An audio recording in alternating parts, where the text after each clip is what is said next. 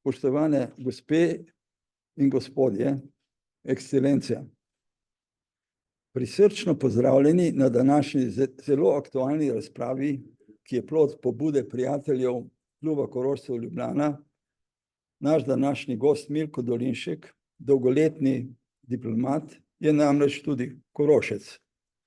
Njega je nagovoril k današnji predstavitvi palestinsko-izraelskega konflikta naš član Edi Kopušar, sekretar Slovenskega društva za mednarodne odnose in tudi dolgoletni slovenski diplomat, pa tudi Korošec. Razpravo bo povezoval Marjan Šetinc, predsednik Slovenskega društva za mednarodne odnose. Preden malo podrobneje predstavim današnjega gosta in povem nekaj uvodnih besed ob današnji temi, bo nekaj pozdravnih besed povedal gospod Janko Arah, predsednik Kluba Korošcev Ljubljana. Gospod predsednik, beseda je tvoja. Hvala lepa. Spoštovane Korošice, spoštovani Korošci, spoštovani člani Slovenskega društva za mednarodne odnose. Klub Korošcev Ljubljana obstaja že 30 let. V 30 letih smo napravili veliko dela, veliko aktivnosti na najrazličnejših področjih. Zelo pomembno področje je pa organizacija okroglih miz, tako kot je današnja. Na teh okroglih mizah želimo predstaviti uspele Korošce, Korošice in Korošce, ki so uspeli v svetu ali pa pri nas doma. In tako sva se pred časom v mesecu juniju pogovarjala z Edijem Kopušarjem, našim, lahko bi rekel, ustanovnim članom, saj sva oba dva že člana Kluba Korošcev več kot 28 let, in hkrati tudi člana Slovenskega društva za mednarodne odnose, kaj bi mi napravili v mesecu septembru. Res, njegova ideja je bila, dajmo angažirati Milka Dolinška, in seveda takoj smo se zedinili in naslednja faza pa je bila, da je to odobril tudi predsednik Slovenskega društva za mednarodne odnose, gospod Marjan Šetinc. Hvala za ta posluh. Tako imamo danes pred sabo neko okroglo mizo, katere namen z naše strani je bil, da nam predavatelj, naš kolega, naš Korošec, predstavi svoj pogled na dogajanje na Bližnjem vzhodu. Ne tisto, kar mi vsak dan lahko beremo, ne tisto, kar navijajo nekateri ali drugi, ampak tisto, kar on misli, kar je on doživel in kar je pravzaprav njegov produkt. No, s tem se je strinjal in tako bo nam on danes predstavil probleme, ki so seveda izredno težki.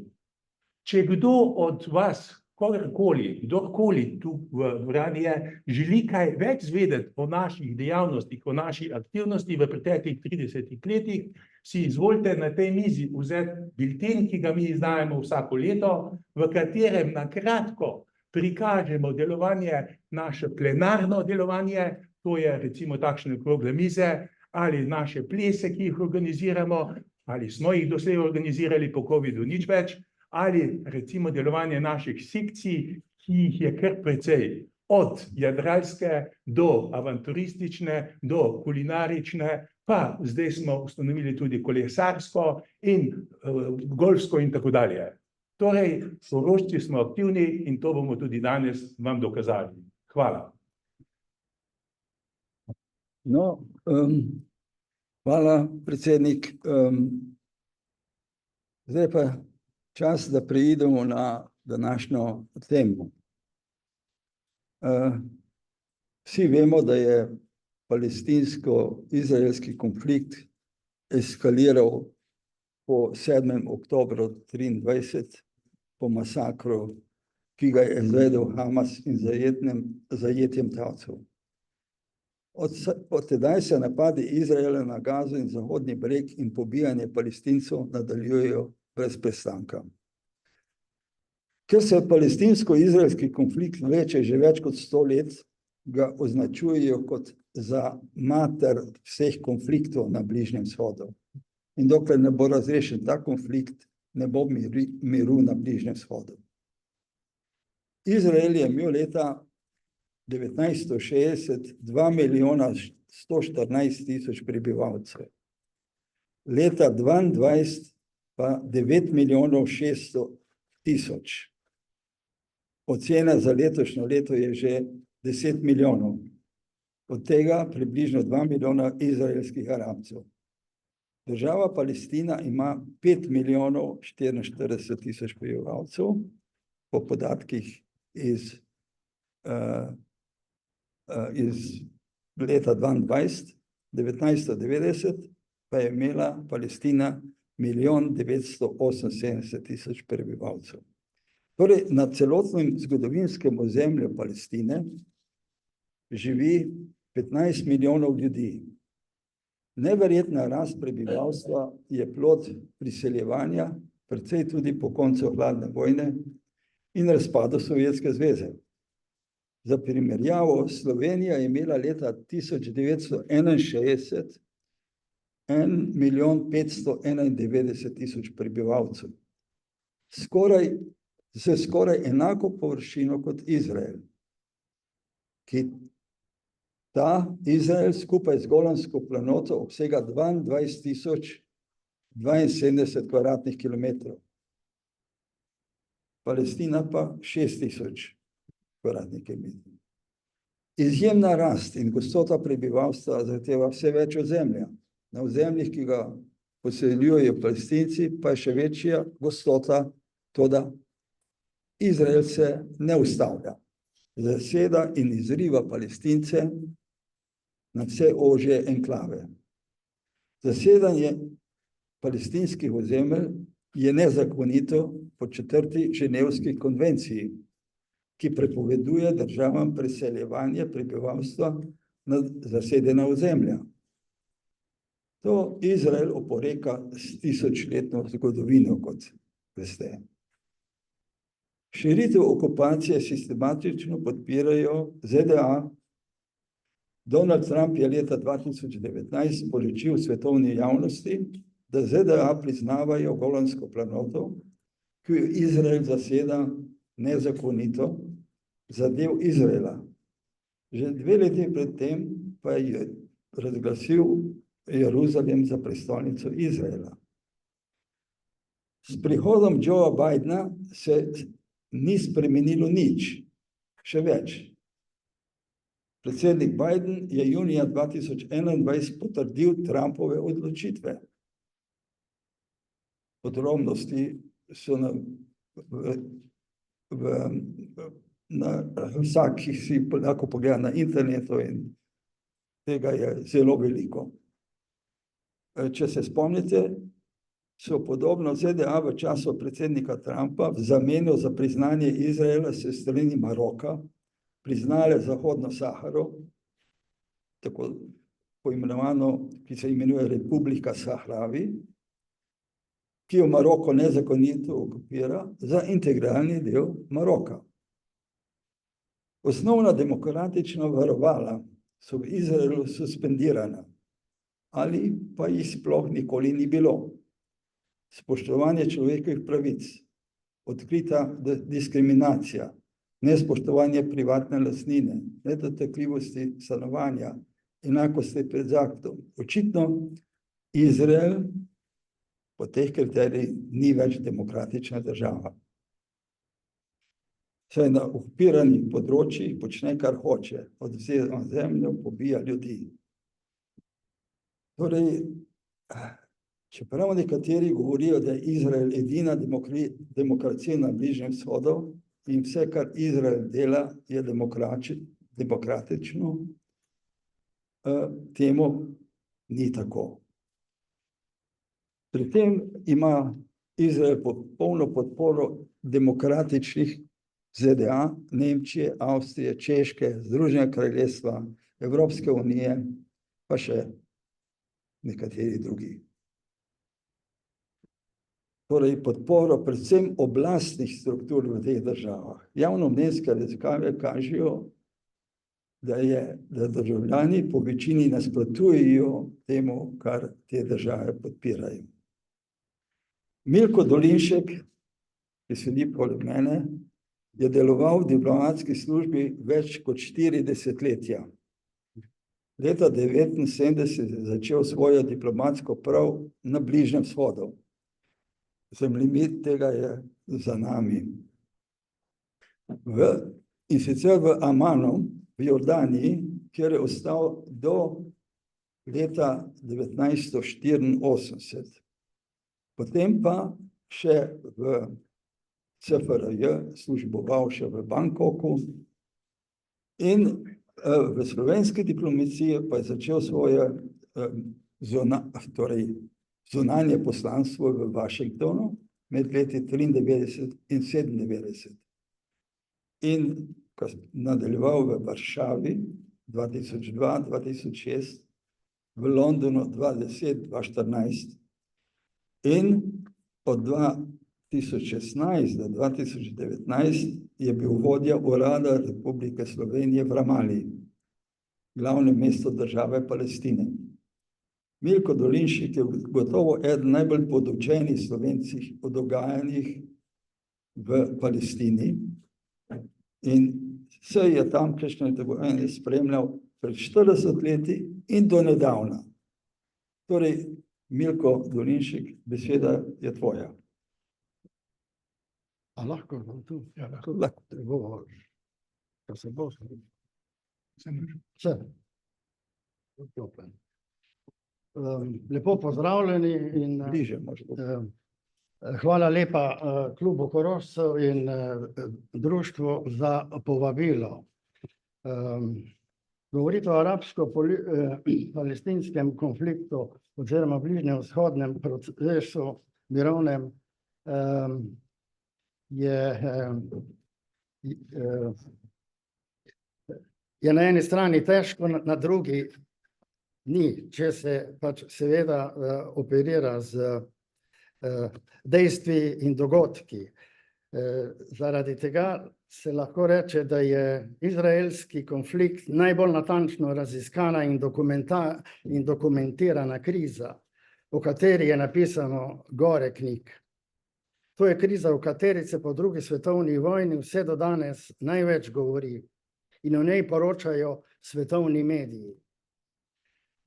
V tem pogledu se lahko primerja z hladno vojno.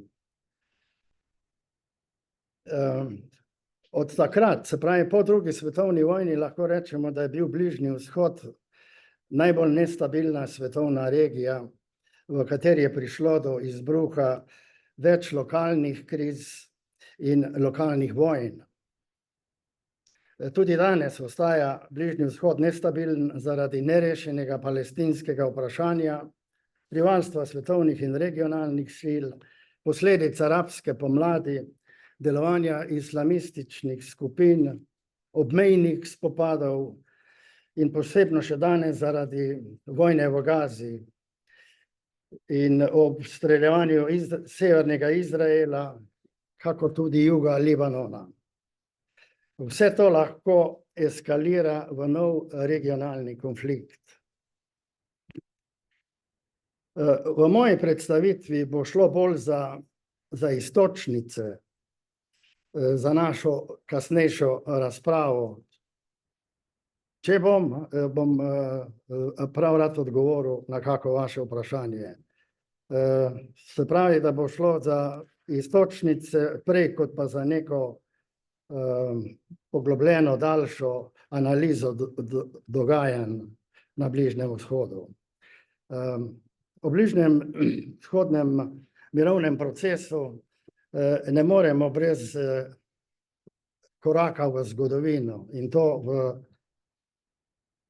saj jaz mislim, da je potrebno tudi vedeti antično zgodovino Bližnjega vzhoda in usodo tamkajšnjih narodov in njihove zgodovine.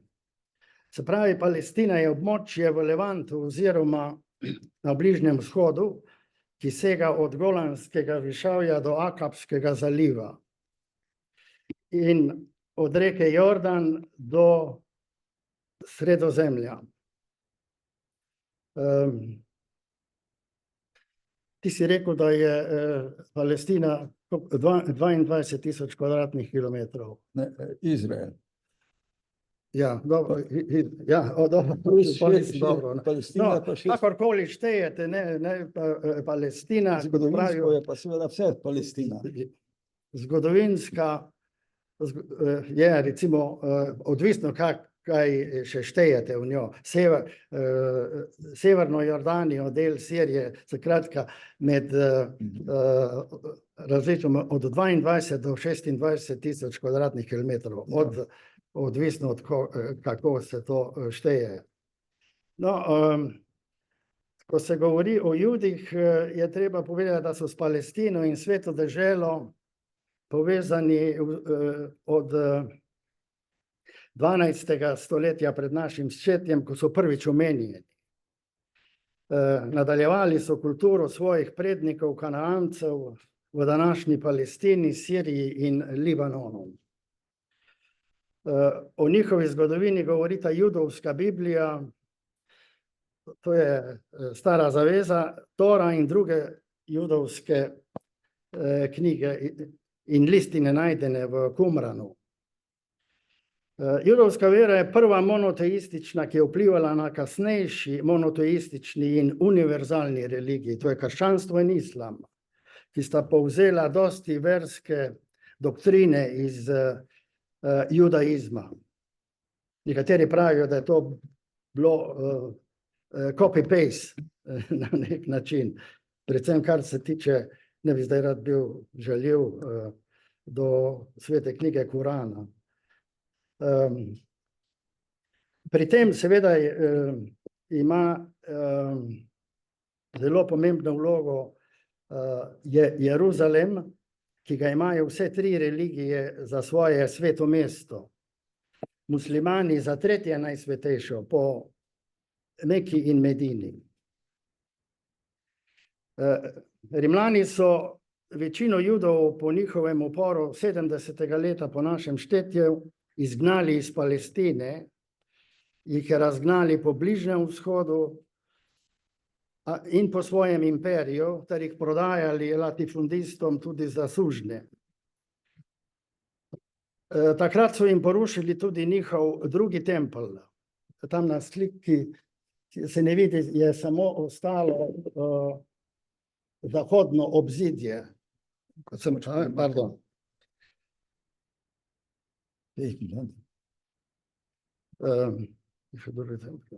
Prvi tempelj, ki ga je zgradil Salomon, sin kralja Davida, v 10. stoletju pred našim štetjem, je porušila in izropala babilonska vojska kralja Nebukadnezarja, in to v 6. stoletju. V templju so bili shranjeni najsvetejši simboli judovske vere, skrinja zaveze in Mojzesovi marmornati plošči z vklesanimi božjimi zapovedmi. Kar zadeva kasnejša stoletja, Jude v diaspori in migracije v Palestino, je bilo značilno v krščanski vzhodni Evropi na začetku 16. stoletja, ko jih je bilo od 10 do 30 tisoč, Aškenadi Židov, je od 10, v 400 letih so Aškenazi narasli, se pravi do 6 milijonov v Ukrajini, na Poljskem, v Belorusiji, Madžarski, v Baltiku. Druga skupina Židov so Sefardi, ki prihajajo iz Španije, kjer so jih Španci v 15. stoletju izgnali. Migrirali so v Severno Afriko, Anglijo, Nizozemsko, pa tudi na Balkan, v Osmanski imperij, in svojim prihodom oživili trgovino in gospodarstvo. K Sefardom še prištevamo tudi Jude iz Severne Afrike in drugih delov Bližnjega vzhoda.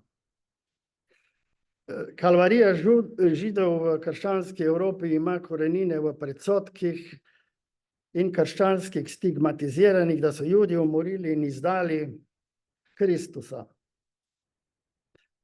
Zaradi tega so Judi stoletja doživljali med drugim, samo to ni bilo edino, doživljali pogrome, pregone, poniževanja, getoizacijo, segregacijo in holokaust.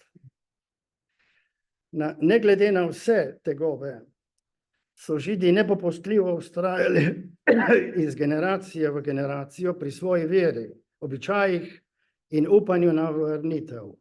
Zmeraj so si, ko so si vošili med sabo, so zmeraj rekli, naslednje leto v Jeruzalemu. Izraelci so na Palestino vedno gledali kot na svojo obljubljeno deželo oziroma zgodovinsko domovino, deželo, ki je brez ljudi, oni pa so narod brez zemlje.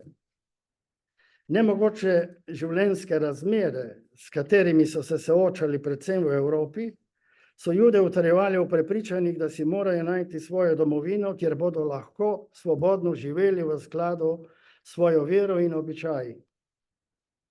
Koncem 19. stoletja se pojavi sionizem, etnično-kulturni nacionalizem Židov, ki je imel za cilj ustanovitev židovske države s kolonizacijo tujega ozemlja, izven Evrope, oziroma v Palestini.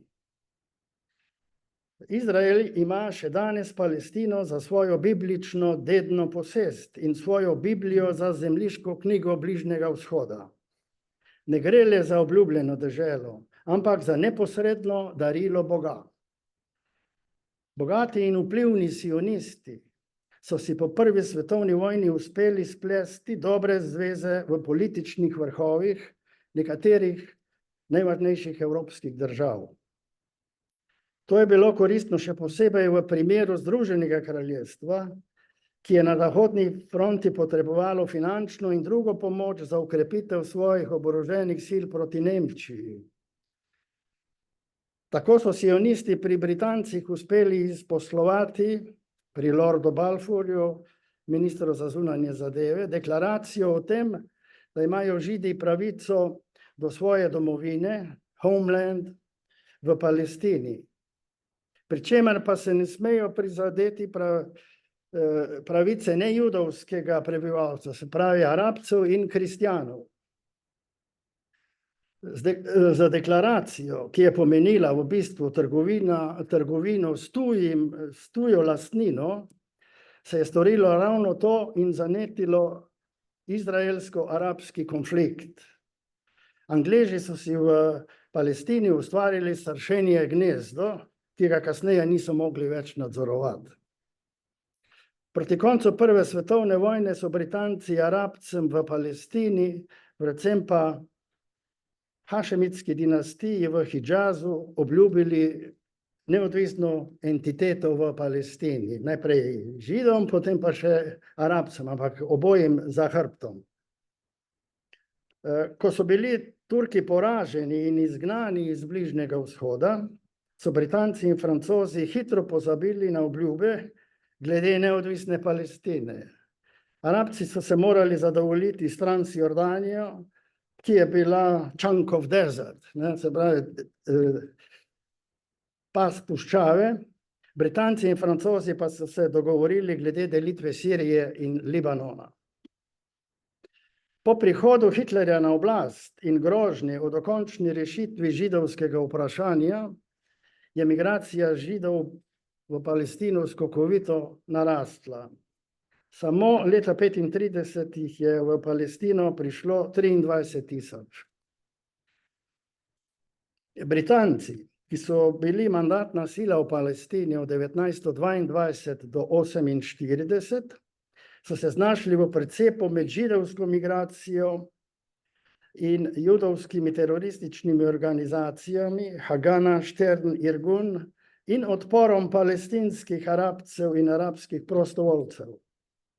Kmalu je nastalo stanje vojna vseh proti vsem. Ko so Britanci spoznali, da ne bodo mogli preprečiti izraelsko-palestinskega spopada, so se odločili, da bodo prenehali svojim mandatom 14. maja 1948 in se umaknili iz Palestine. Še isti dan je Izrael sprejel resolucijo o svoji neodvisnosti. Leto dni prej je Generalna skupščina novembra 1947 sprejela resolucijo številka 1.8, ki jo imenujemo tudi delitvena, s katero je bilo ozemlje Palestine razdeljeno 55% za državo Izrael in 45% za državo Palestino.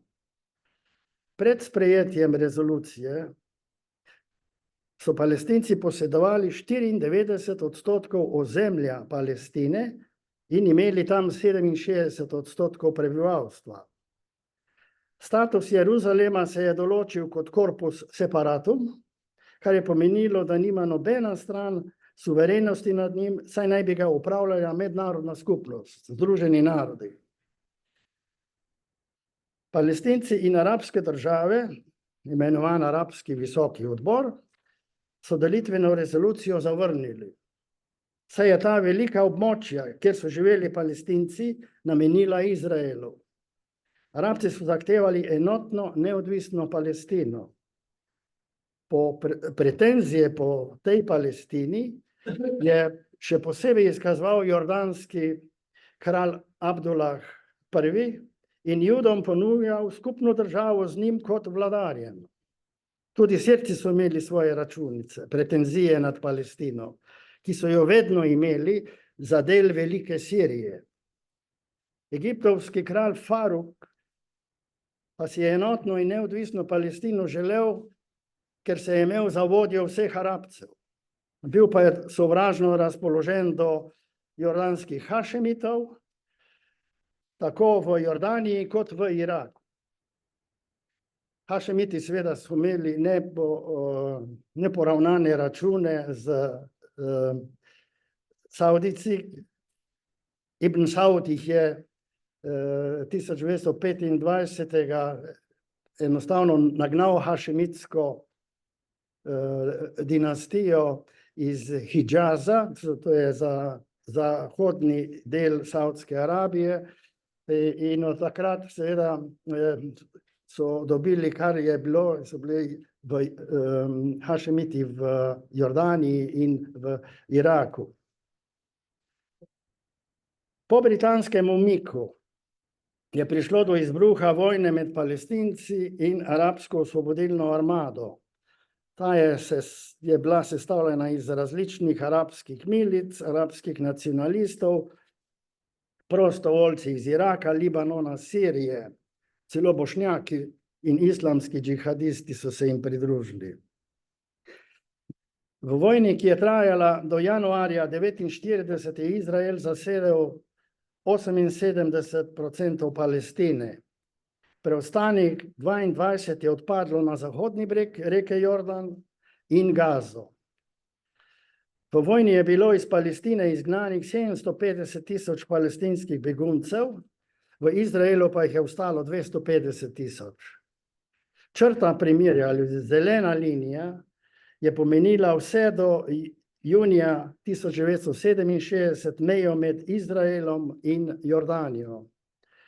Zahodni breg pa je Jordanija zasedla 1949 in ga leto kasneje tudi anektirala. Samo Pakistan je priznal to aneksijo. Izrael je takrat uvidel, da ne bo imel nikoli mira. Mednarodna skupnost pa, da izraelsko-palestinski problem ni nastal zaradi Palestincev, ampak zaradi nasilnega prihoda Judov v Palestino. Pred junijsko vojno leta 1967 je Egipt začel z grožnjami na egiptovsko-izraelski meji. Nasser je zahteval umik mednarodnih mirovnih sil Sinaja in tja poslal nekaj egiptovskih divizij. Nasser je naprej grozil zaporo, pozneje pa tudi blokiral tiransko ožino, ki je vhod v Akabski zaliv, skozi katerega poteka azijska oskrbovalna pot za Izrael. Ko se je Jordanija priključila egiptovsko-sirijski vojaški zvezi, je Izrael 5. junija preventivno napadel Egipt. V šestdnevni vojni je Izrael okupiral Sinaj, Golansko planoto, Zahodni breg, Vzhodni Jeruzalem in Gazo. V oktobrski vojni je Egipt kot lani Hamas zelo presenetil izraelsko obrambo na Sinaju. Ampak kljub vsemu, najprej mu je vojna kazala dobro, kasneje pa se je moral umakniti s Sinaja in podpisati mirovni sporazum z Izraelom. Izrael je uspel odbiti tudi napad Sirije na Golanu. Tako Egiptu kot Siriji ni uspelo povrniti svojega okupiranega ozemlja iz junijske vojne 67. Je pa kljub vsemu pomembna posledica oktobrske vojne, da je pomenila začetek mirovnih pogajanj med Egiptom in Izraelom v Camp Davidu 1978-79, ki so se končala s sklenitvijo Camp Davidskega sporazuma. Takrat je tudi predsednik Sadat prizadeval, da bi del tega Camp Davidskega sporazuma vseboval tudi vprašanja palestinske samouprave na Zahodnem bregu, česar pa izraelski predsednik vlade Begin ni sprejel. Sporazum je tako ostal separaten, kar so arabske države obsodili in proti Egiptu uvedle politični in gospodarski bojkot. Bližnjevzhodni mirovni proces, ki naj bi zagotovil uresničitev legitimnih pravic Palestincem, Izraelu pa mir, se je začel z madridsko konferenco 1991, na kateri so se prvič razen Egipta neposredno soočili Izrael in njegove arabske sosede, tudi Palestinci v skupni delegaciji z Jordanijo. Izrael in Palestinci so v Oslo 93 ali imenovan Oslo 1 in 95 Oslo 2 sklenili sporazuma, ki sta okupirano ozemlje na Zahodnem bregu razdelili v 3 cone. Cona A, cona B in cona C. V coni A, cona A je pod polno oblastjo pod narekovaji palestinske oblasti, cona B, ki je pod palestinsko civilno oblastjo, a nadzor nad varnostjo izvaja Izrael. Cona C, ki po površini je večja od cone A in B, je pod popolno izraelsko oblastjo. V skladu s sporazumom je bila vzpostavljena tudi palestinska oblast, ki bi upravljala coni A in B. Iz tujine se je na Zahodni breg takrat vrnilo vodstvo PLO, njen predsednik Jasir Arafat pa je postal prvi predsednik palestinske oblasti. Sporazum iz Osla naj bi pomenil prehodno ureditev, saj naj bi čez 5 let bila dosežena rešitev o dokončnem statusu glede najpomembnejših vprašanj bližnjevzhodnega mirovnega procesa, se pravi vprašanje Jeruzalema, beguncev, ilegalnih naselij, varnosti in poteka meje. Po Oslu je prišlo v Camp Davidu po leti 2000 do novih pogajanj, ki niso uspela razrešiti zgornjih vprašanj dokončnega statusa. ZDA, predsednik Clinton in Izrael Barak sta za neuspeh pogajanj obtožila Arafata, ker naj bi bil ta vse preveč neprožen in nepopustljiv med pogajanji. Pogajanja niso uspela predvsem zaradi vprašanja suverenosti nad vzhodnim Jeruzalemom in s tem na Haramom Šerif. To je ta.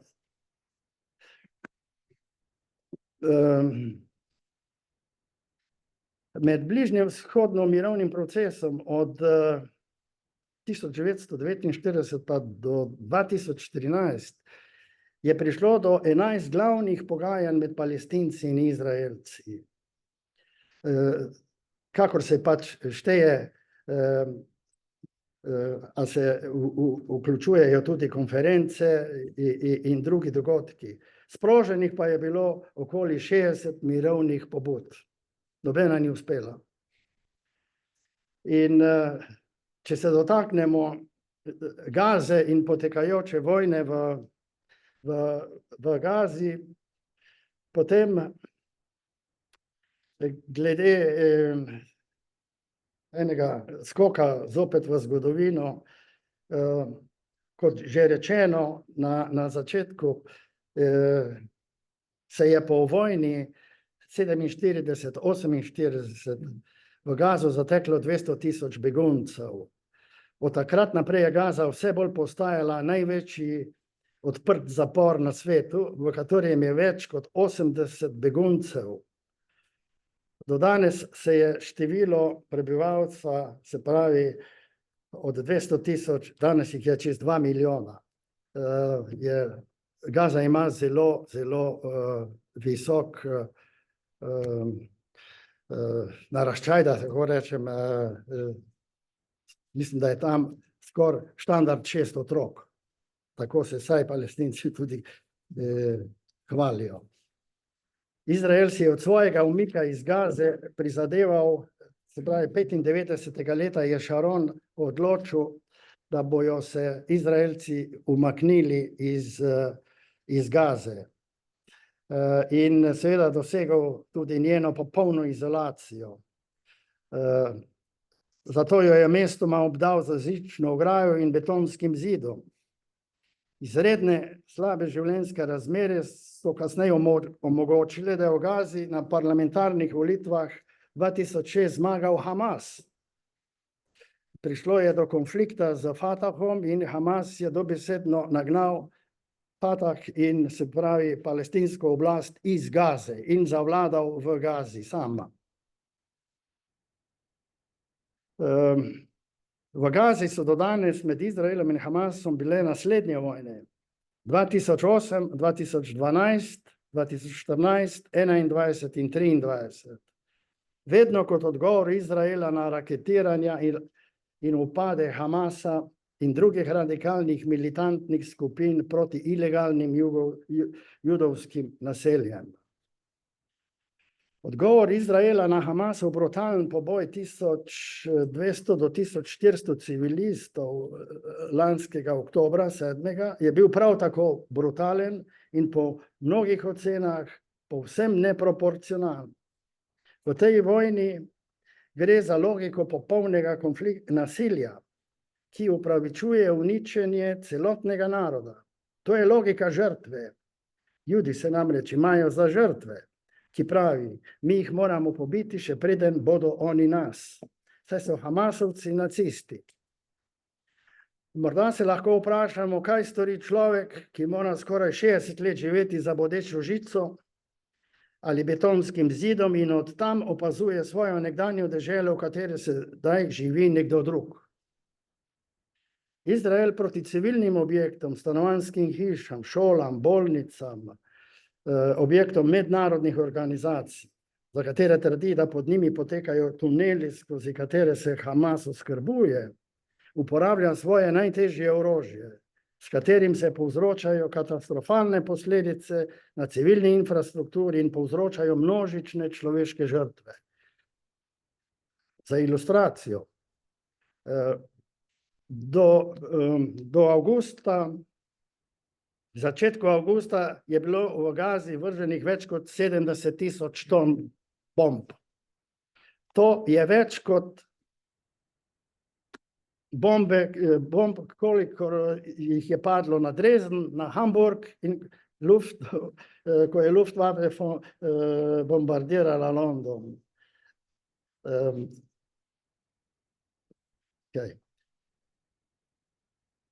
Pri teh bombardiranjih se Izrael ne ozira na človeške žrtve in kršenje mednarodnega prava, ki so do danes dosegle več kot 40.000 civilnih žrtev, od tega mnogo otrok. V Gazi so se začele širiti nalezljive bolezni, ljudje komaj preživljajo lakoto, ki je postala oblika vojne, ki jo vodi Izrael v Gazi. Posledice bombardiranj in načrtno ustvarjanje lakote ter drugi ukrepi kažejo na namere Izraela, da v Gazi ustvari razmere, ki ne bodo več omogočali življenja. Člani vlade, minister za nacionalno varnost Gvir je izjavil, da bi lahko bilo povsem moralno izstradati Palestince v Gazi, dokler ne bi prišlo do osvoboditve talcev. Govori se tudi o možnosti izselitve prebivalcev Gaze kam drugam, v Egipt, na Sinaj, ali pa v kako drugo arabsko državo, mogoče v Jordanijo, da bi se oživila jordanska opcija iz začetka 80-ih let. Zahod, ki neprizadeto opazuje 11-mesečno pobijanje in trpinčenje palestinskih civilistov, meni, da ima Izrael pravico do samoobrambe. Bidenova administracija, ki na eni strani izdatno vojaško in politično podpira Izrael, poskuša vplivati na izraelsko vlado in njenega predsednika Netanjahuja, da bi sprejela v pogajanjih s Hamasom 6-tedensko primirje, umik IDF-a, se pravi izraelske vojske z naseljenih območij, vzpostavitev premirja in obnovo Gaze. To je bilo sicer na začetku, ta načrt je malce evoluiral skozi dozdajšnja pogajanja v Katarju in v Kairu. Glede nadaljevanja pogajanj o rešitvi krize v Gazi je prišlo do resnih razhajanj med vojaškim vrhom in vlado glede talcev in pogajalskega procesa.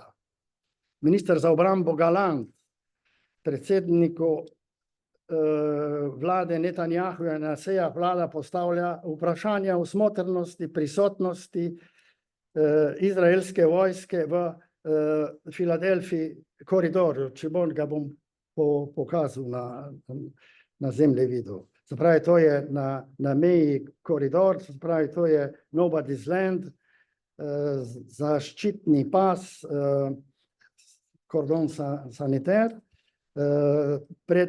se pravi, preko tega koridorja si je pravzaprav Hamas uspel zgraditi svojo vojaško moč, marsikaj je šlo tam pod zemljo, nad zemljo in zato Netanjahu meni, da je to vitalni del sporazuma, da ne sme od tega odstopiti. Kaj ste mislili? Da bo izraelska vlada, vojska, ostala tam v tem 14,5-kilometrskem pasu in seveda zagotovila, da bo ta del meje med Egiptom in Gazo neprodušno zaprt.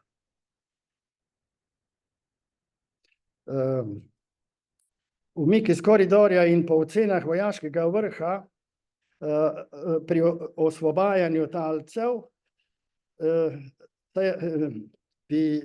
bi to pomagalo prav gotovo, se pravi, če bi se izraelska vojska umaknila iz koridorja, pa vojska meni, da je to zadost, da bi, se pravi, Hamas slej ko prej bil bolj kooperativen do tega in bi prišlo prej do izpustitve talcev. Tega seveda Netanjahu ne misli tako. Skratka, nepropustnost koridorja je odločilnega pomena za varnost Izraela, ni pa za talce, kar dokazuje njihov zadnji poboj šesterice. In še proti koncu možne rešitve za Gazo po vojni. Da reformirana palestinska oblast dejansko prevzame upravo v Gazi in skrbi za njene prebivalce. To možnost podpira tudi večje število zahodnih vlad. Druga možnost, mednarodna uprava na čelu z OZN, s tem imajo OZN veliko izkušenj. In tretja reokupacija Gaze, ponovna okupacija Gaze. Nekdanji kolonisti, ki so Gazo zapustili 2005, se že zbirajo in pozivajo k vrnitvi. Na izraelski strani se lahko sliši, da bo Gaza tudi po končani vojni ostala pod vojaško okupacijo. In kaj je z bodočnostjo bližnjevzhodnega mirovnega procesa? Nihče ne more napovedati. Čeprav se velikokrat omenja kot edina ustrezna rešitev, ki bi zagotovila mir in stabilnost na Bližnjem vzhodu, je rešitev v obliki dveh držav. Seveda ta rešitev je pa vse bolj oddaljena in malo verjetna. Izrael jo zavrača med tem, ko Zahod in mednarodna skupnost še vedno poudarjata, da je to edina možna rešitev v Palestini. Realno je oceniti, da se bo izraelska politika vojaške okupacije in aneksije apartheida na Zahodnem bregu in vzhodnem Jeruzalemu ter Gazi nadaljevala, le da z večjo intenzivnostjo, kar kaže poleg Gaze najnovejša situacija na Zahodnem bregu. Izraelska strategija na okupiranih ozemljih še naprej ostaja prepričanje, da je potrebno z okupiranimi ozemlji upravljati, ne pa reševati tamkajšnje probleme. Hvala. Ja, najlepša hvala.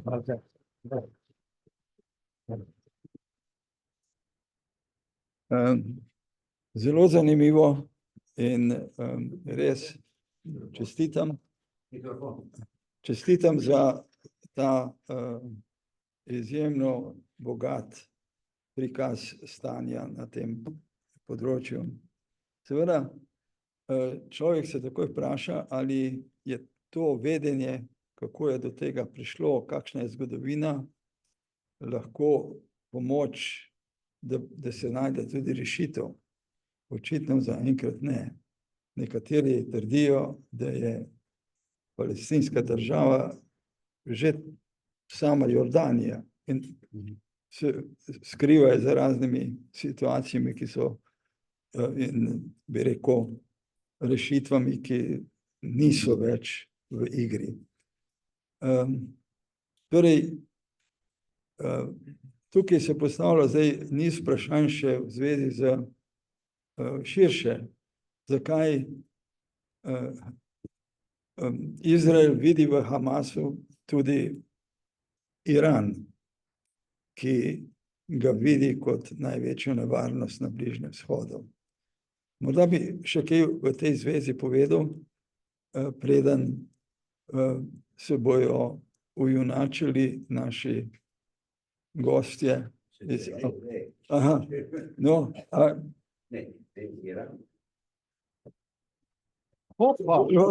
Še Pavel. evo, Iran je takoj napadel. Ja, tako je. Mimo že. Okay.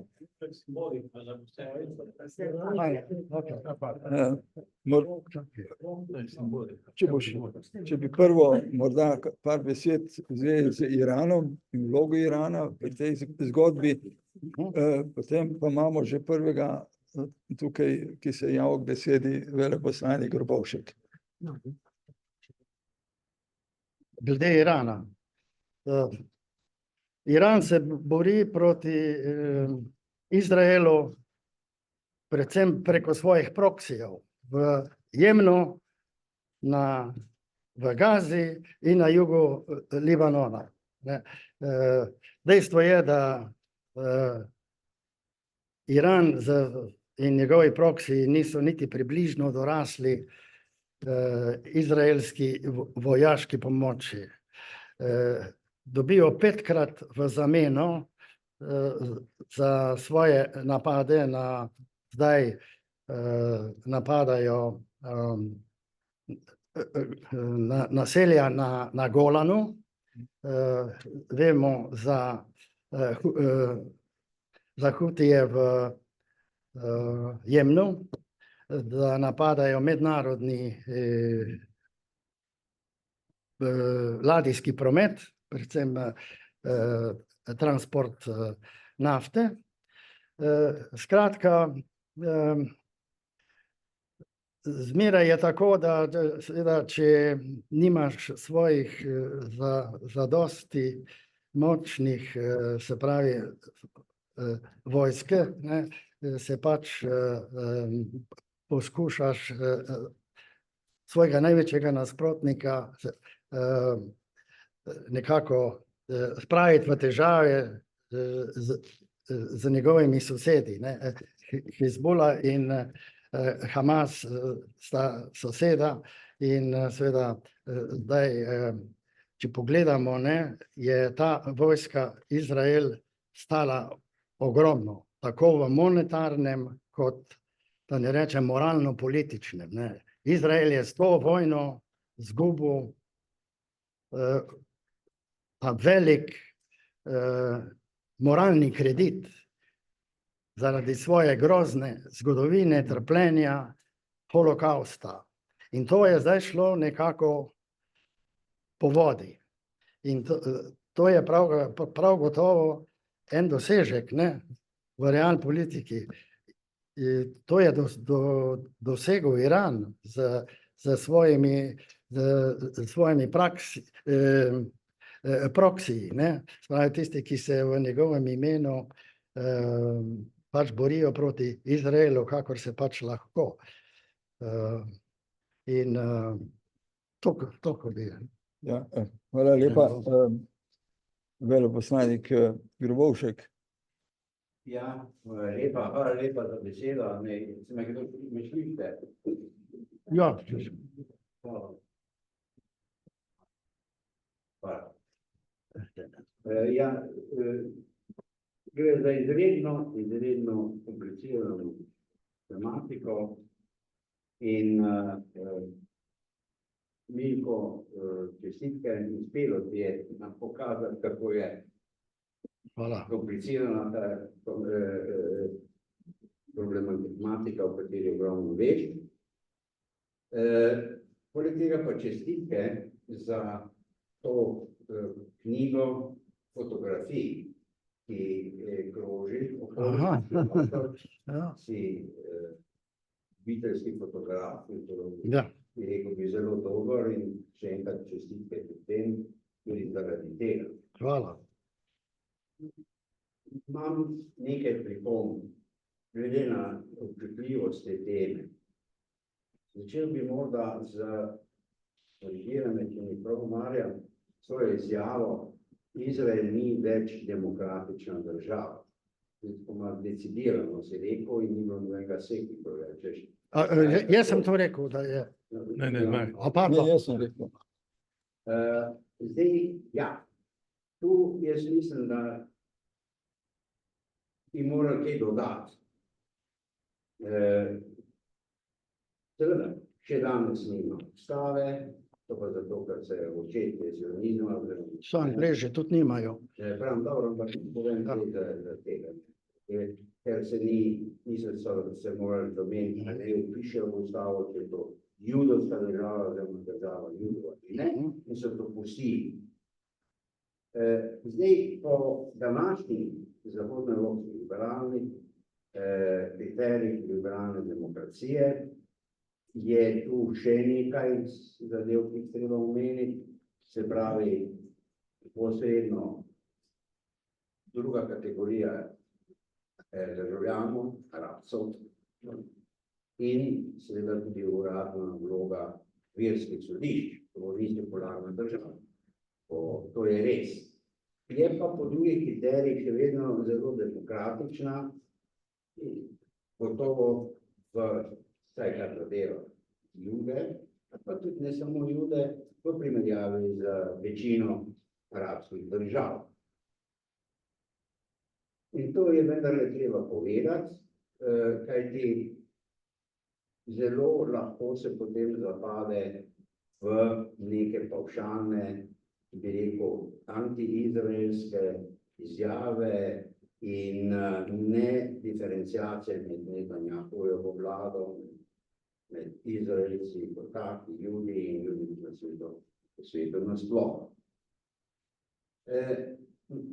Omenil sem seveda Milko, kako je bilo z migracijo v Palestino.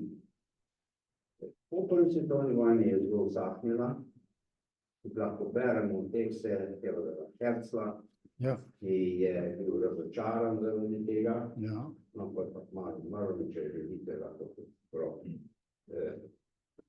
Izumuna je verjetna, ko se večino tam izhajajo, obiščemo. Gre zadeva, se mi zdi, da vendarle je pomembno povedati, kako je ta Izrael nastal po drugi svetovni vojni, kaj je bilo tisto, kar je bilo sprožilo, pa večinsko. Slaba vest ni politološka kategorija ali pa hvaležnost, ne. Je pa lahko politična. In absolutno svet je imel, se pravi, zahodni plus tudi, seveda tudi Sovjetska zveza, slabo vest, zato ker se ni preprečilo holokausta in ker se je izredno malo storilo. In zato razumeti, ampak tu se premalo to ponavlja in pove, to pa tudi tisti, ki to slabo vest imajo, nimajo interesa, ker se potem spomnimo, kako malo je bilo storjeno, da bi se holokaust preprečil. In tu potem lahko razumemo politiko določenih držav, konkretno Nemčije, ki sem globoko prepričan, da bo nikoli pomembna akterka, vsaj ven pri reševanju tega problema. To je noli tangere, ker potem bo vse to bom prišlo. Ne pozabimo, da je na milijone in milijone Evropejcev je sodelovalo pri preganjanju Judov, ne govorim samo to 100-letno preganjanje, ampak konkretno, kar zadeva drugo svetovno vojno, direktno in direktno. Ne samo Nemci, predvsem Nemci in Avstrijci seveda, ampak tudi drugi. Če te slabe vesti ne bi bilo, seveda ob pomoči ljudovskega lobija, ZDA in tako dalje, Izraela kot takega leta 1948 ne bi bilo. Ne citiram, se pripisuje se Napoleonu Goldmanu, predsedniku ljudovskega kongresa, ne, brez Auschwitza Izraela ne bi bilo. Premalo se morda o tem govori. Zdaj imam pa eno konkretno vprašanje, ki je morda malo mimogrede, vendar nas tangira. Vemo, kar nekaj Judov, jugoslovanskih, je bilo v partizanih, nekaj je potem so emigrirali, nekateri teh po vojni v Izrael, nekateri dosegli zelo visoke mesta, posebno vojski, David Elazar Dado, menda je bil šef generalštaba izraelskega in tako dalje. In sploh Jugoslavija je bila socialistična, in to Jugoslavija, če hočemo, se je omogočila preko jugoslovanskih pristanišč odhod dela višjih taboriščnikov in Judov nasploh po Palestino, tudi pretok orožja, kupljenega na Češkem, na Češko-Slovaškem, preko Jugoslavije dol. Skratka, bilo je kar nekaj bliskosti, no vsej tega se tudi je bilo involvirani Slovencev takrat po vojni in kot kaže je Izrael vrnil to leta 1991 Sloveniji pomočjo, zelo pomembno. Zdaj, mi smo bili vsi presenečeni, mnogi naši generaciji, ko je po 6-dnevni vojni Jugoslavija prekinila diplomatske odnose z Izraelom. Da pokažeš svojo nezadovoljstvo z določeno politiko, se da tudi z manj drastičnimi ukrepi.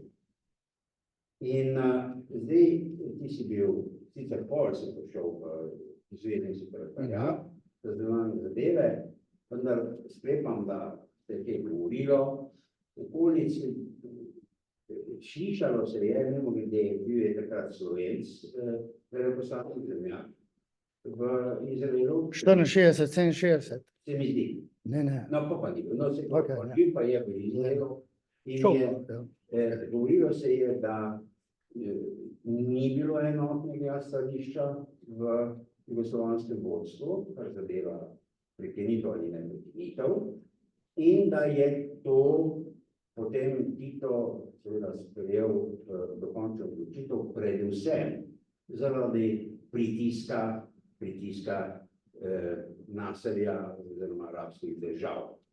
Zdaj, koliko veš, ker je bliže bilo zanimivo, imam pa še zadnje vprašanje, se pravičujem, če sem malo dolg, ampak od teh 40,000 žrtev, a se težko se kje vidi, koliko teh je pa borcev, prosim, grozljivo, otroci, grozljivo in vse, ampak koliko teh je borcev Hamasa od teh 40,000. Potem in pa tudi pred nekaj meseci je sem zasledil številko menda 500 padlih Izraelcev. Manj ko 400. Zanima, no, se Manj pravi, ko 400. koliko je tega tudi to, ker to se zgleda zelo drži dol in se ne kaže. Evo, bolje pa hvala, se pravičujem, če je malo dolg. Naj začnem od zadaj. Izrael dnevno objavlja Jerusalem Times, tudi Haaretz, imena padlih z slikami. In zdaj, kolikor se spomnim, zdaj to bilo 373, do kakih 14 dni nazaj, to se spomnim. Izraelskih vojakov. Kar se pa tiče zdaj, koliko je šlo Hamasa, so ocene CIA malce nižje kot pa seveda IDF-a, ki bi rad na številko ubitih Hamasovcev pač pomagal vladi, da bi pač imela malce boljšo sliko v javnem mnenju. Se pravi, Izrael pravi, da je več kot polovica Hamasovcev pobitih, medtem ko CIA pravi, da ni več kot tretjina in da je še tretjina teh rovov, tunelov na severu še funkcionirajo. Ta številka pomeni tretjina, to tisočev. Se pravi, Hamas je imel 7. oktobra je imel Hamas med 25 in 40 tisoč borcev. To je vojaška organizacija, če rečemo, ne? Ampak seveda od tega je zdaj, kot rečeno, to so različne ocene. Tudi glede seveda civilnih žrtev, ne? Daj, kot vsi vemo, je prva žrtev vojne resnica, ne? Vsak pač, predvsem v vseh vojnah v Gazi je šlo za strašansko propagando, ne? Tako na palestinski kot na izraelski strani, ki je niso mogli parirati, ne? Izraelski propagandi nihče ne more, ker je tako dobro podmazana, organizirana, ne? In se je težko z njimi iti propagandno vojno. No, kot veš, Hamas je zgubil, se pravi, je pa zgubil veliko večino najboljših poveljnikov, ne? Zdaj je ostal samo še Sinvar, Deif so zbombardirali in sicer vsak poveljnik ima takoj svojega naslednika. Zdaj ne vem, kako dober je, ampak tako da ne moramo reči, da je zdaj Hamas popolnoma obglavljen, daleč od tega. Kar se tiče pa zdaj naših prekinitev odnosov z Izraelom, je pa stvar taka. To je bilo, ja, ena varianta, ki jo poznam, mogoče še kakšna druga. To je bilo leta 1967, takrat so bili odnosi med nami, med SFRJ in Rusijo zelo dobri, Sovjetsko zvezo, oziroma med Titom in Brežnevem. In po eni varianti je hotel, Tito je zmeri seveda gledal interese svoje države, ne? Ampak nekako so se našli, smo se takrat Jugoslavani našli skupaj z Rusi in z celim vzhodnim blokom en masse prekinili diplomatske odnose. Ne. Naš ambasador Voja Šobajić od 64 je mogel čez noč spakirati nit. Ne.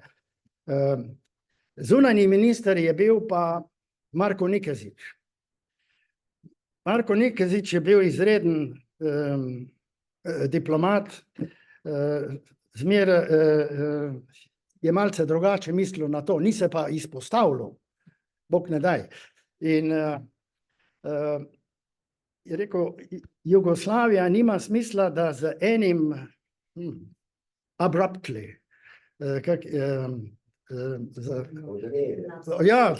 z enim tako odločnim, ne, takoj, ne, tako odrezem, ker bo potem zgubila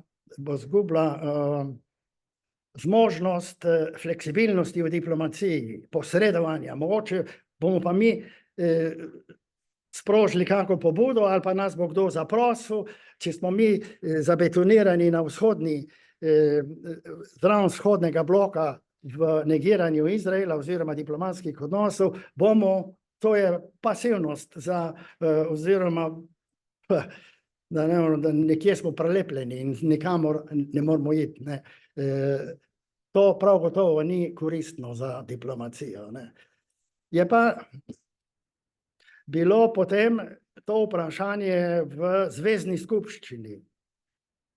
V zvezni skupščini, v odboru za zunanjo politiko, na sredi odbora, tako, ne, je prišla Titova, njegov ukaz, pismen, tisti, ki je vodil sejo, je enostavno prebral ukaz, ovog trenutka prekidamo odnose sa Izraelom. In so vstali in je bilo konec seje. To je varianta, ki jo jaz poznam. No. Ja. Veleposlanik Mahnič, lepo prosim. Ja, hvala za besedo. Veliko čestitam, je bilo zelo informativno. Blizu.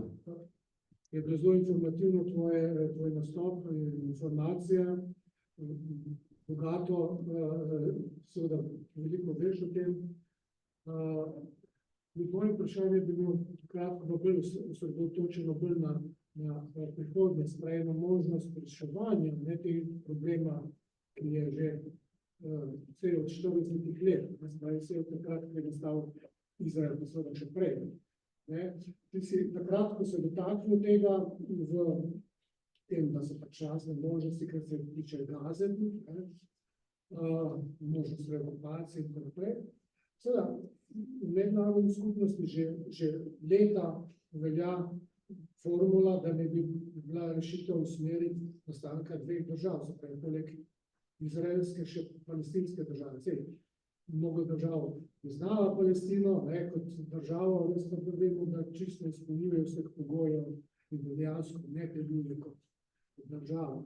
No in ta formula sicer zdaj so bile ob tej vojni, so se pojavili spet tudi ideje, da ravno ta vojna bi lahko sprožila tudi ponovno interes mednarodne skupnosti, da se pride k rešitvi končni, kar zdaj je dolgo leta bil zastoj v reševanju te izraelska vlada. Ni bila zainteresirana, nasprotuje temu, da bi nastala palestinska država, ampak zdaj glede na to, da je ta kriza huda, in se pojavljajo tudi podatki, so podporni Izraela, predsednik Biden govori o rešitvi v obliki dveh držav. Ampak me zanima, kako to ni nično možnost.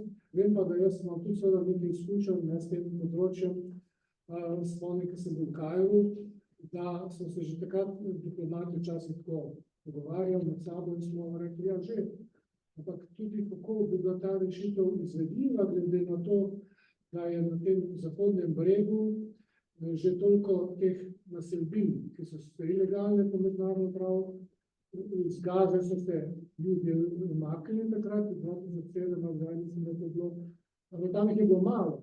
Ne?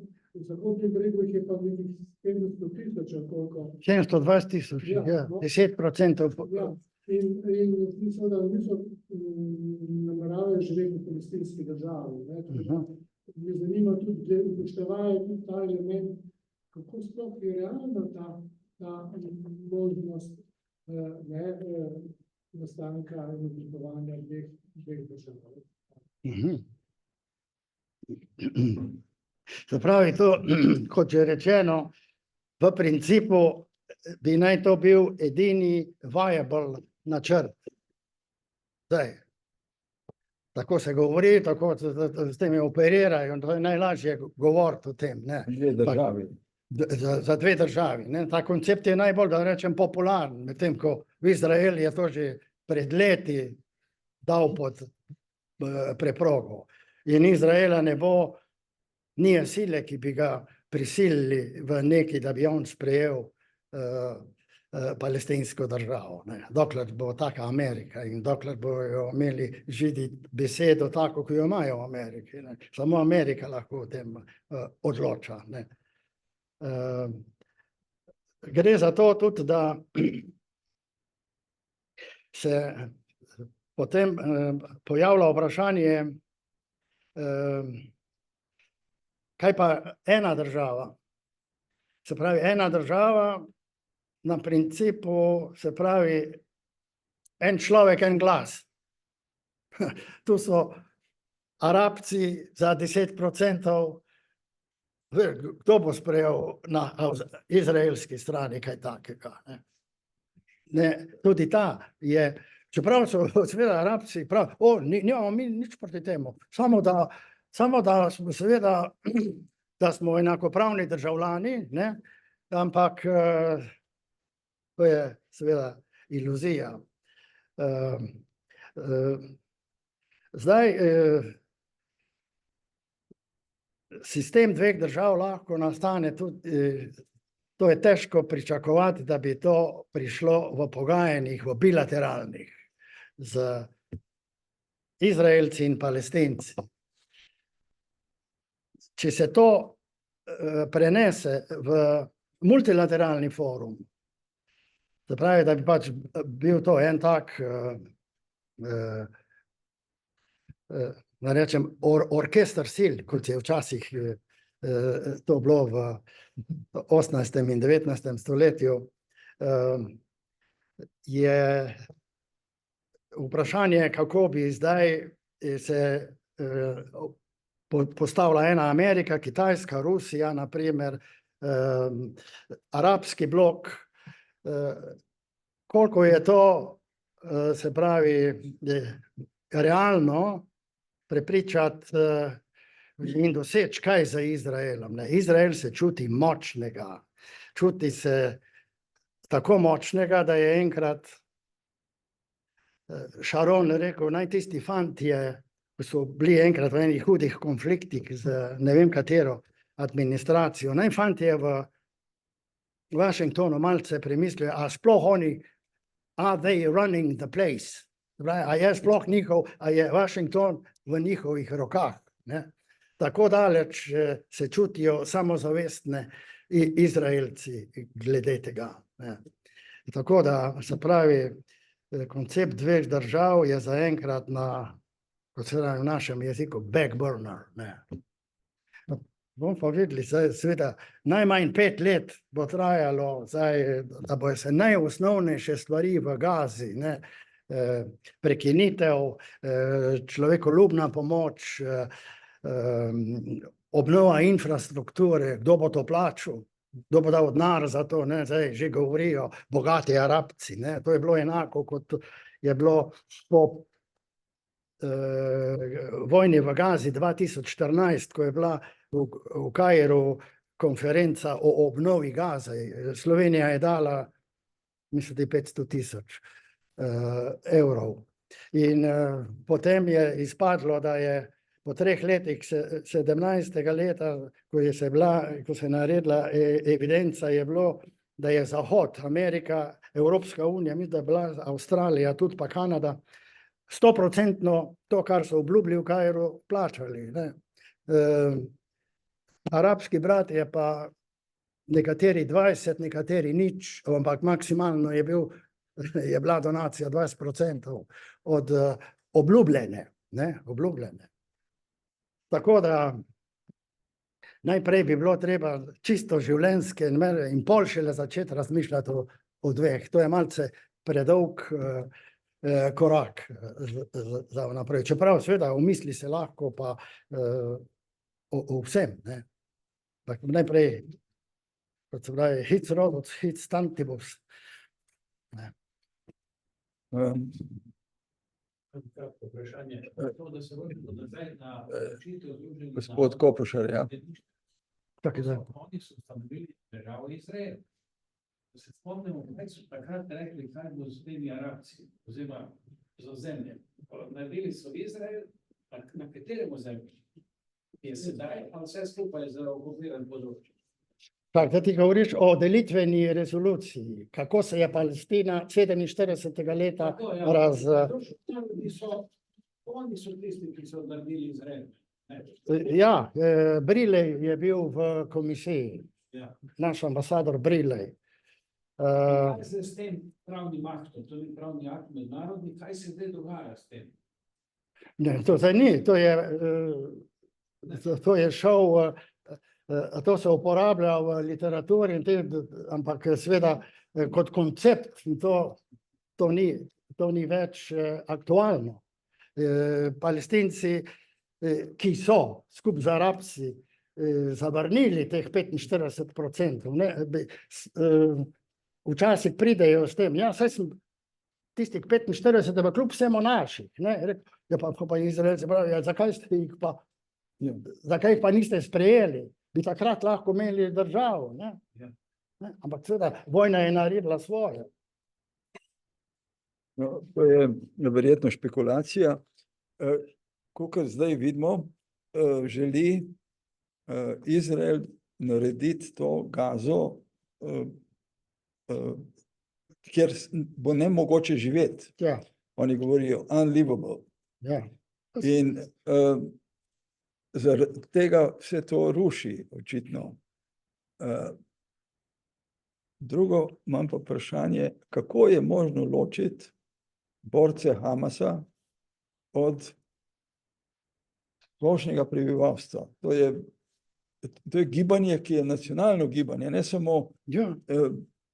ga ni moč samo pripisati neki skupini vojaški. Kako ga?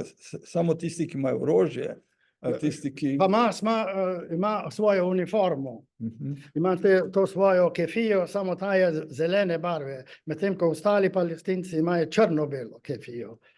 In seveda v uniformah se zdaj ne sprehajajo po Gazi, ampak se pomešajo med civile oziroma so v teh svojih rovih ali kjerkoli drugje.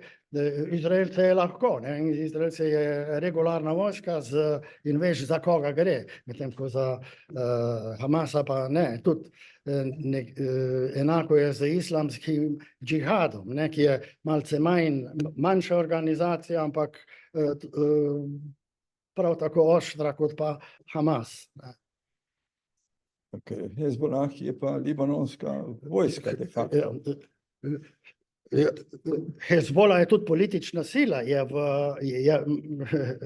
v parlamentu, je močno prisoten v parlamentu, je dokaj močen,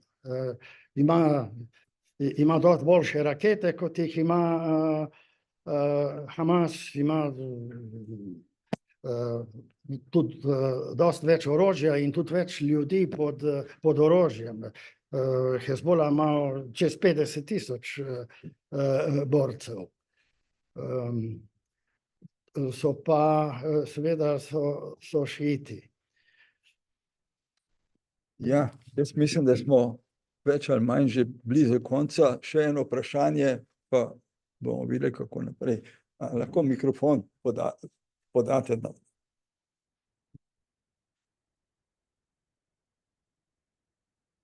Ja, hvala lepa. Jaz bi dal še malo gospodarski pogled. Recimo, mogoče dve stvari. Mislim, da se ne gre samo za to obljubljeno deželo, pa to Božji dar Izraelu, to seveda je ena temeljitev za marsikoga.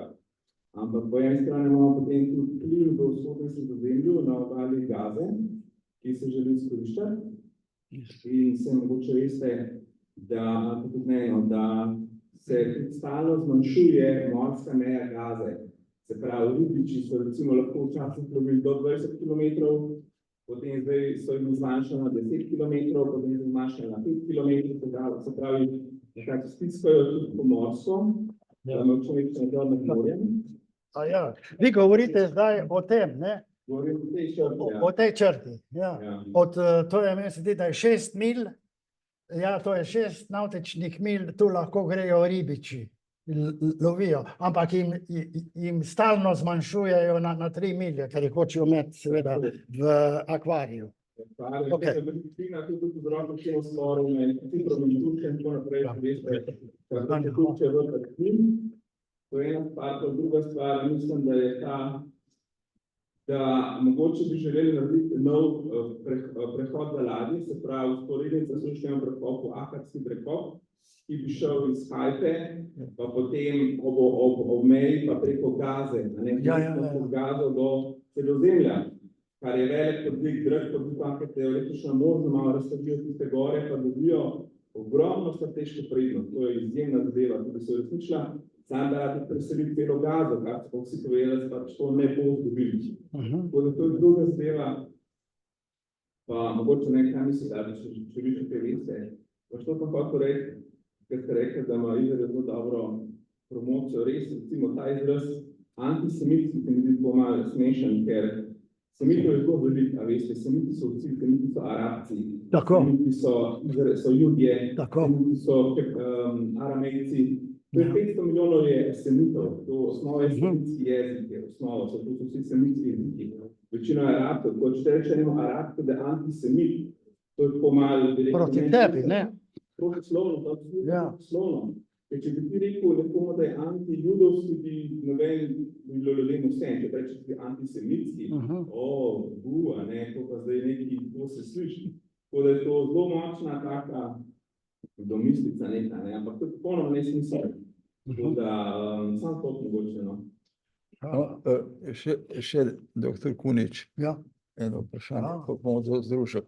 Ja. Ja, hvala za predavanje, zelo zanimivo, res. Seveda, jaz gledam nekoliko drugače.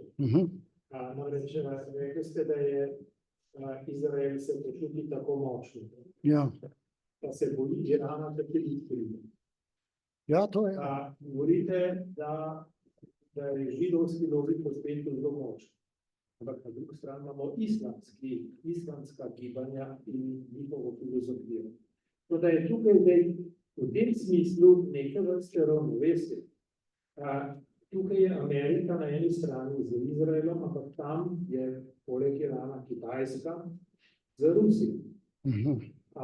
Tako da se mi zdi, da je to, jaz zgolj vas dopolnjujem.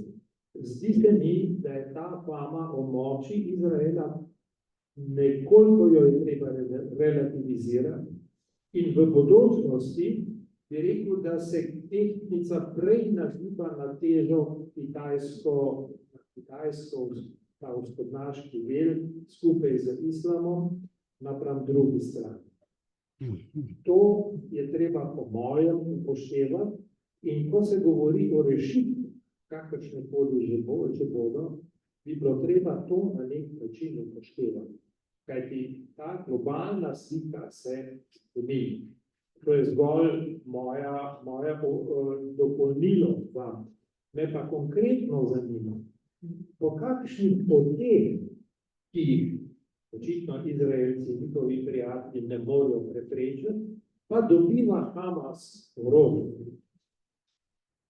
Kako lahko to pride preko vseh teh za to, Stabilitev vsega tega. da Ja. pride. Ja. Ali to pride čez Hezbola, kjer je Nasrallah velik prijatelj Irana in z njimi sodeluje, to je jasna linija.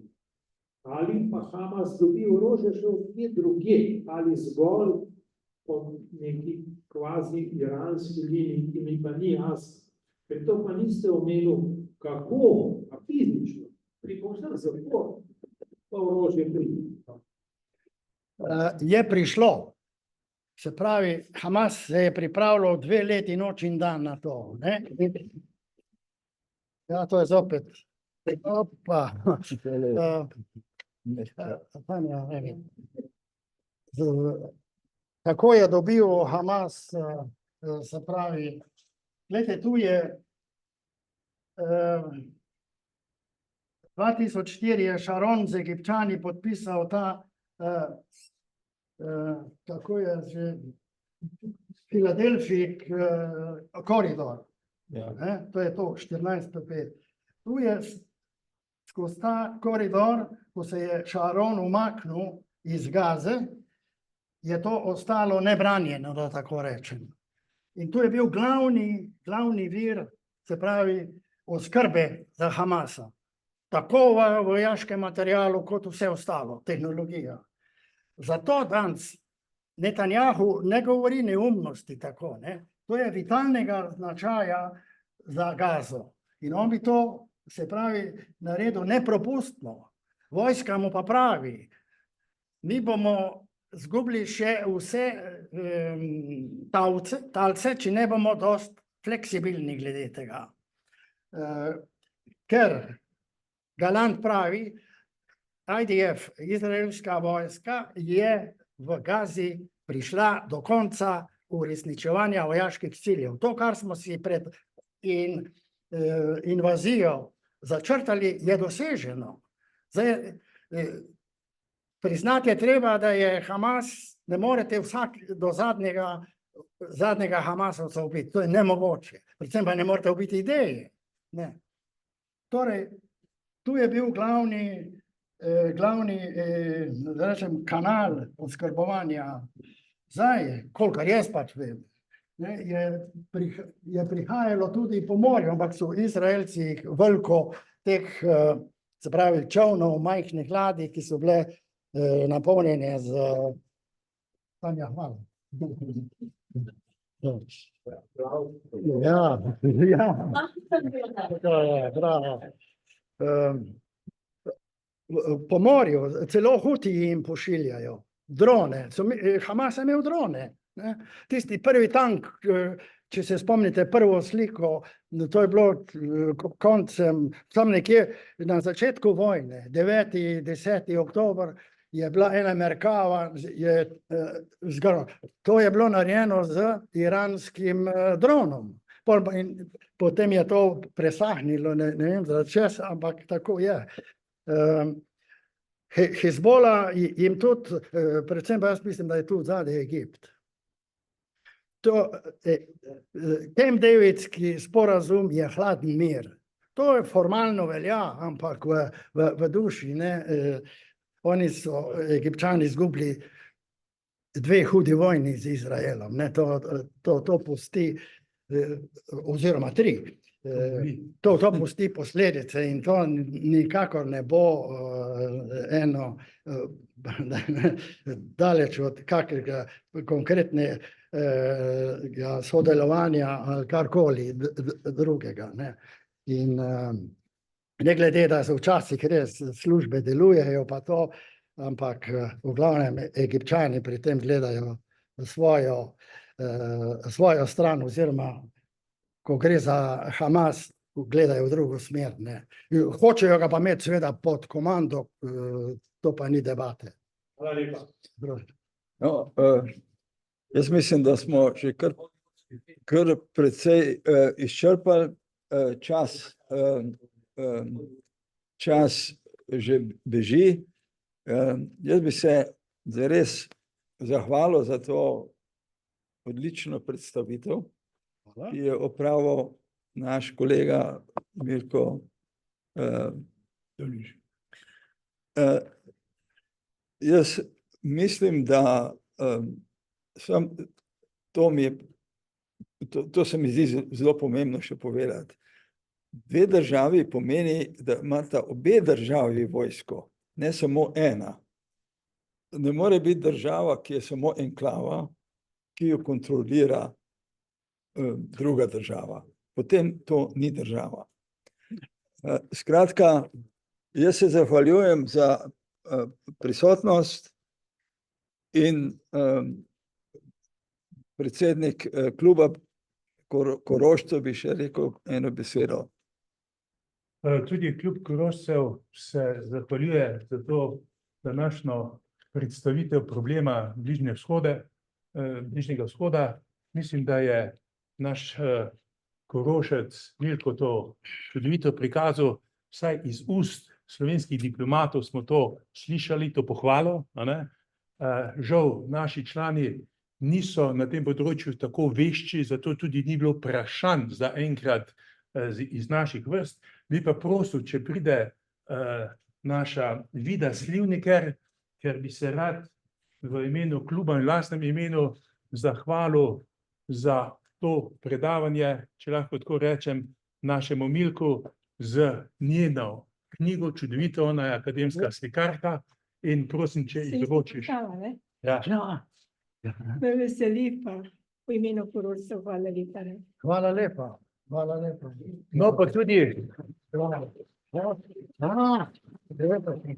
pa tudi predsedniku Slovenskega društva za mednarodne odnose se želim v imenu kluba Korošcev zahvaliti, da je imel posluh, da smo to organizirali skupaj, ker se mi zdi, da je to tudi lepa oblika sodelovanja nekega pokrajinskega kluba, ki ima tudi neko zgodovino, ki ima neke probleme. Veste, da je bil plebiscit 10. 20. leta in kaj je bilo tam, pa kako je to prišlo in tako dalje. In prosim, če izročiš svojo knjigo v imenu kluba tudi predsedniku Marjanu.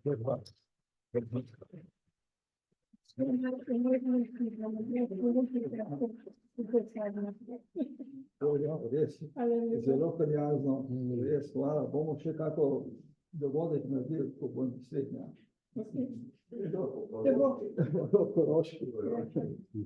Hvala. Še enkrat hvala, en aplavz našemu današnjemu gostu. Hvala.